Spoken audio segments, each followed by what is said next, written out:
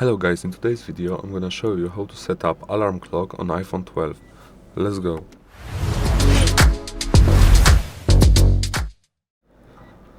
So all you need to do is you need to swipe right and hit clock. In my case, of course, your clock app could be somewhere else, but what we are gonna do is we are gonna add an alarm at 11:30, so it will sound. You can put repeat on it and other things. We have this. But let's see if it rings. It should ring any moment now.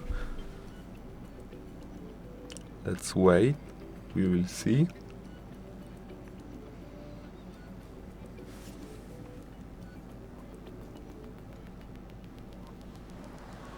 As you can see, it rings. Okay guys, thank you for watching. You can put it off. I forgot to say, you can put it to sleep so you go sleep, but I don't like it because it will ring in 5 or 10 minutes.